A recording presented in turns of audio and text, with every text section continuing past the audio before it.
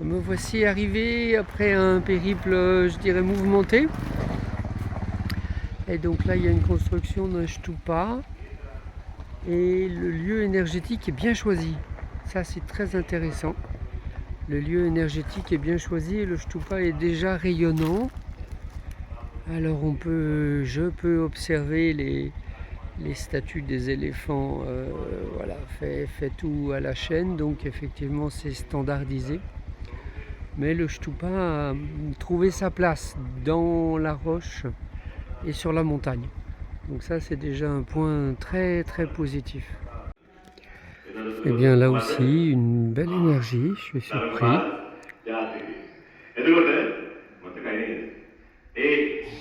Les gens semblent bien à l'écoute.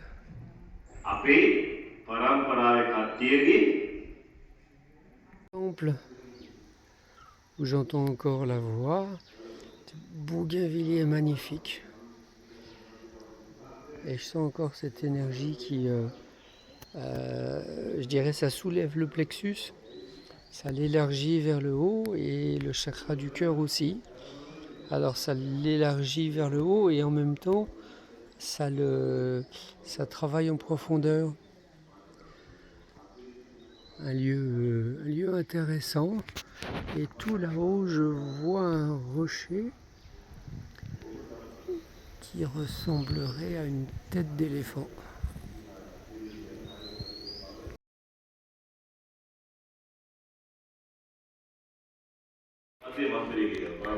Alors là, j'ai l'impression que les bougainvilliers, les plantes, les fleurs et aussi les arbres là participent à la méditation. Je retrouve un peu cet espace où tout est là. Tout est vibrant.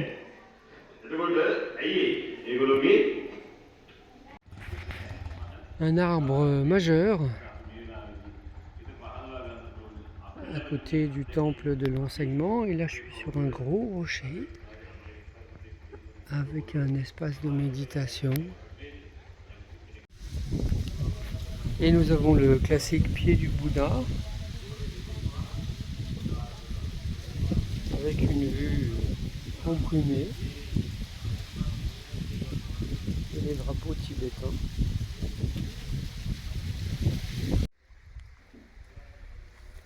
Je me retrouve dans un état comme quand j'ai pris l'ayahuasca et très vibrant autour de moi, chakra du cœur qui ressent les vibrations tout autour. Donc un bel espace ici pour moi. Le lieu est impressionnant, mais magique, magnifique. Des belles fresques, un beau rocher, un beau stupa qui n'est pas tout à fait droit.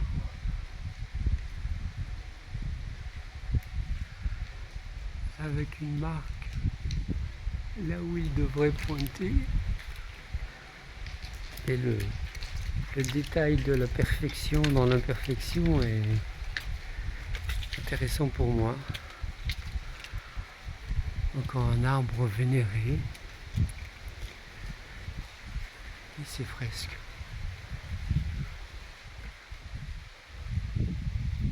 Voilà.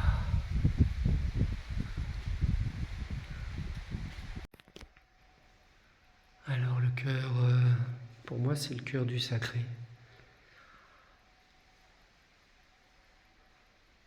C'est le cœur de la montagne. Alors je sens la vibration voilà, qui est dans le sol.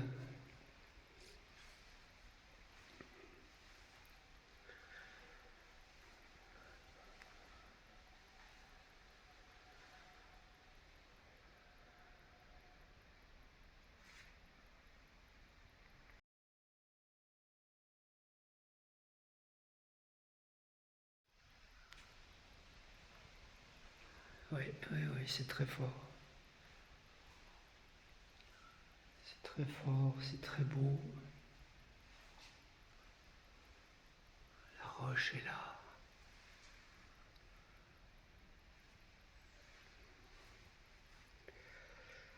Ici, nous avons un Bouddha couché, c'est-à-dire le Bouddha dans le Nirvana. Ah, il a quand même le chakra coronal ouvert, ce qui est bon signe.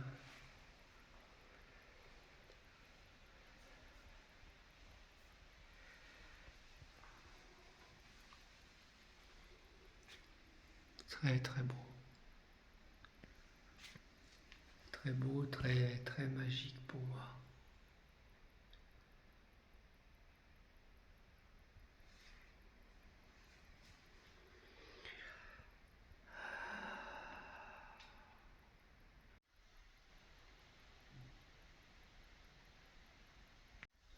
Alors on a même un Ganesh avec un troisième œil.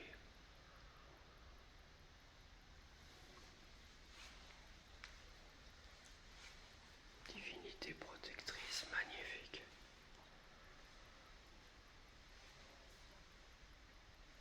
On pourrait croire à Arjuna avec l'éléphant blanc. En sortant de la grotte sacrée avec ce Bouddha, c'est magnifique. Et ce que je ressens, c'est je dirais la bénédiction, la présence silencieuse de l'éveillé. Et par rapport au Shtupa, je vois mieux un dessin que je vais essayer de cerner ici. À la pointe, je vois le bleu et autour, il y a un quadrillage mandala. Alors là, la magie me surprend. La magie me surprend agréablement avec ce Bouddha en ascèse.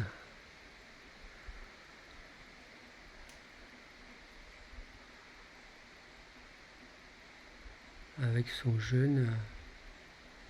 Et là,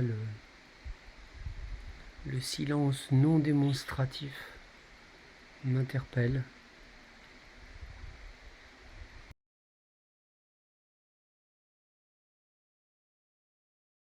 Alors voilà un bel endroit pour séjourner, ici. Là, c'est plus le silence non démonstratif, c'est la joie de la vie, avec cette petite cascade, cette eau qui coule. Là, c'est plus que impressionnant, et le rocher, là, voilà, la petite maison bien moderne, mais qui a déjà dû être habitée.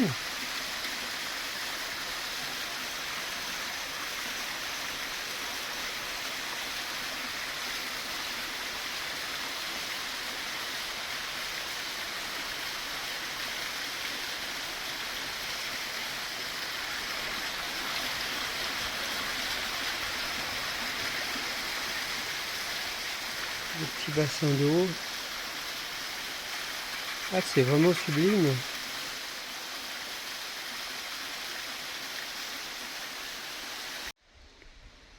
Je me sens vraiment saisi par ce silence et ce Bouddha en pleine ascèse. Paraît-il que lui aussi aurait jeûné 40 jours pour aller trouver l'essentiel. Et c'est vraiment du silence et de la présence non démonstratif. Rien à démontrer. Avec ces roches juste à être là. Et autour du Shtupa, il y a un petit Bouddha blanc qui sourit avec un geste délicat. J'aime beaucoup. Et là, on n'a pas tout à fait le même geste. Encore un Bouddha sérieux. Et celui-là a l'air un petit peu plus sérieux, quoique. Quoique, serait-il narquois? Alors là, je vois une spirale qui va plutôt chercher dans l'intérieur la racine du chakra du front, qui est très proche de la racine du chakra du coronal. il y a certainement une autre forme de spirale qui, elle, va donner de l'énergie vers l'extérieur, vers l'ouverture externe.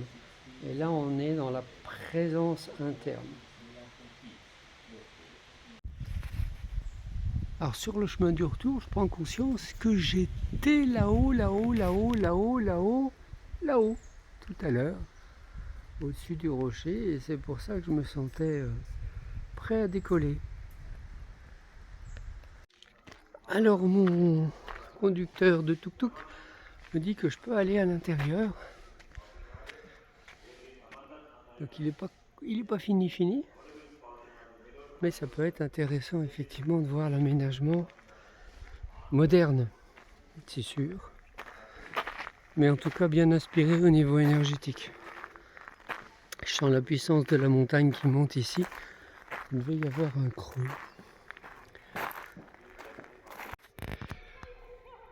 Alors dedans, il manque quand même les fresques, les statues, la finition.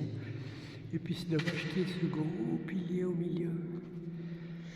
C'est vraiment dommage parce que c'est là où il y a le plus d'énergie. Alors peut-être qu'ils peuvent compenser ça avec des jolies peintures et des statues autour du pilier.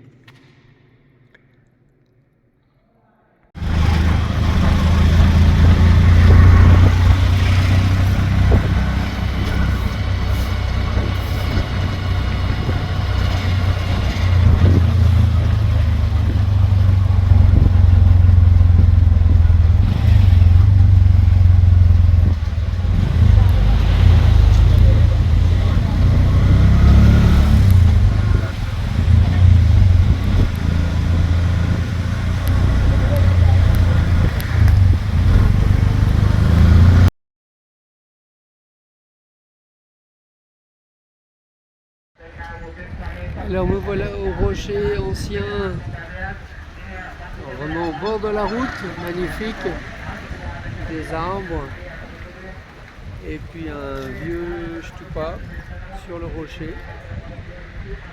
Alors là je suis interpellé parce que le shtupa est sur le rocher. Il est là le rocher.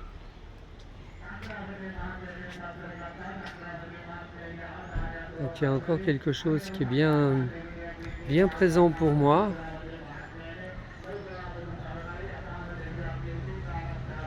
Ouais. Je touche pas sur le rocher, sur la montagne.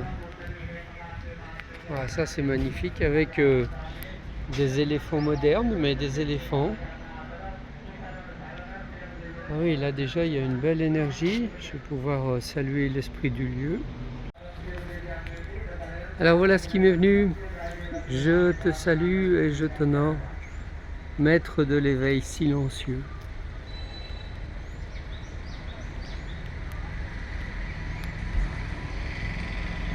Eh oui, une fois qu'on est libéré du mental, maître de l'éveil silencieux. Alors ce grand Bouddha avec l'arbre dont j'ai fait le tour, avec le Bouddha assis, c'est intéressant parce qu'il stabilise les énergies avec le shtupa que j'ai visité. Il stabilise les énergies parce que là on est sur un passage de route avec un croisement et une autre route à gauche. Donc il y a une confluence d'énergie.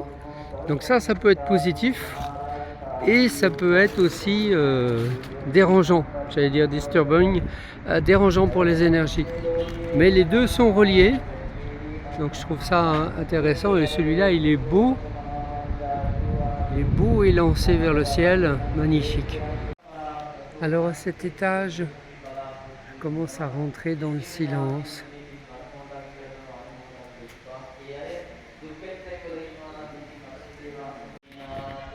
Alors le rocher, et puis un arbre qui aurait plus de 2000 ans. Nous lui sait-on.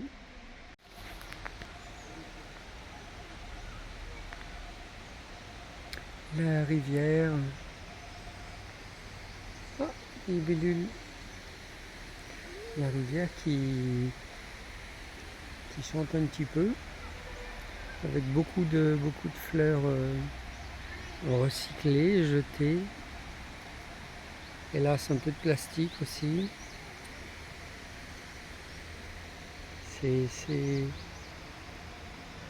Le sacré s'arrête assez vite, hélas. Et bien là, je fais une petite prière pour demander pardon. Et je fais une petite prière pour que l'esprit du lieu se réveille et commence à insuffler des idées dans les cerveaux des gens et des enfants.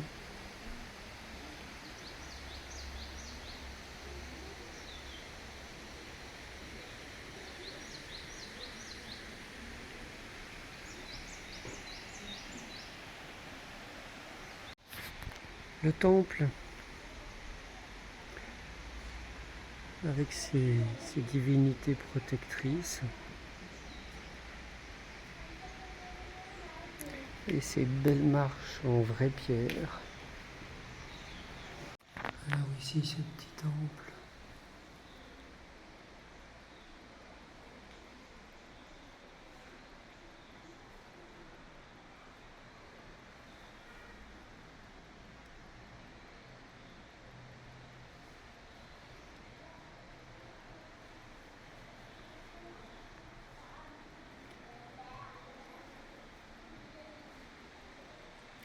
Je dirais ça vibre gentiment.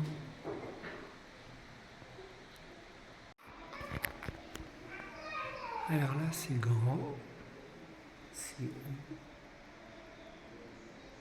haut, j'allais presque dire c'est naïf. C'est naïf si ce n'est la présence énergétique, la puissance du rocher.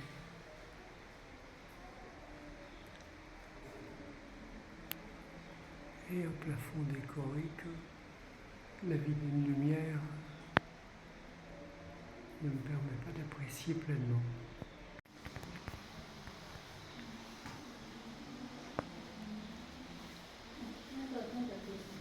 Un Vishnu, un Krishna, et puis ici une Lakshmi très moderne.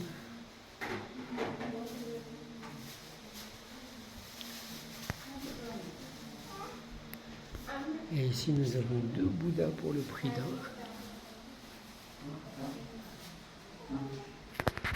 Et des peintures au plafond, des fleurs et des lotus. C'est très très beau.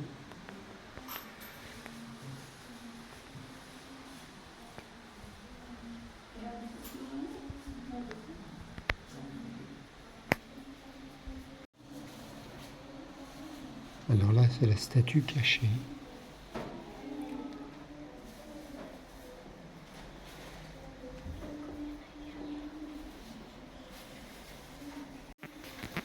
Cachée derrière celle-ci. Représentation plus moderne.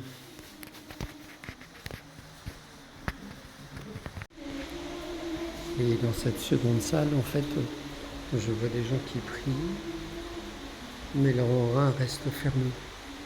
C'est-à-dire que leur aura n'accueille pas les nouvelles énergies, les informations. Et ils sont beaucoup dans la demande, non pas dans le fait de s'offrir.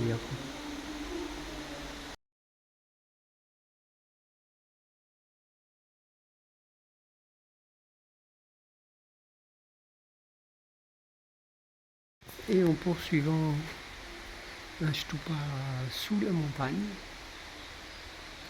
avec beaucoup d'encens.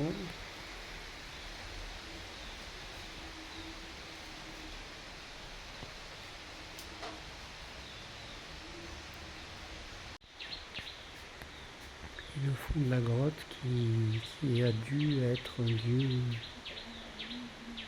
un lieu d'ascèse. En tout cas, c'est beau. Et la statue du Lord Bouddha. Je reconnais au-dessus le petit stupa sur lequel je me suis déjà recueilli.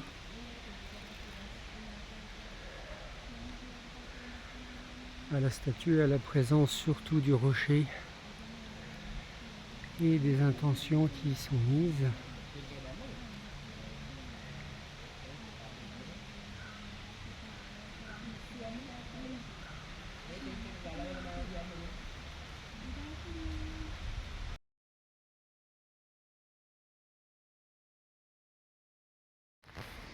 Et juste après le Bouddha, cet espace où l'eau doit pouvoir s'évacuer. Et c'est surtout un espace très très sympa pour intégrer les énergies que j'ai pu contacter là. Donc un espace sympa, j'en vois d'ailleurs qui se repose. Donc là un peu à l'abri de l'agitation de la route, des prières et des demandes. Et là ça me permet vraiment d'intégrer la dimension sacrée du lieu qui a bien été choisie.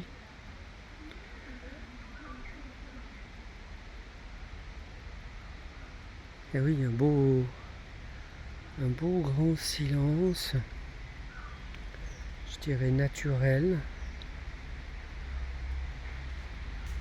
Et j'entends la rivière tout en bas. Belle intensité du lieu qui permet de procéder par étapes jusqu'à le temple dans la grotte, dans la roche. Et après le grand Bouddha qui permet d'élever ses énergies grâce à l'arbre soi-disant bimillénaire. Mais en tous les cas, les énergies du rocher sont vraiment sympas. Et là, méditer face au Bouddha, c'est très chouette, très intéressant. Un lieu très positif.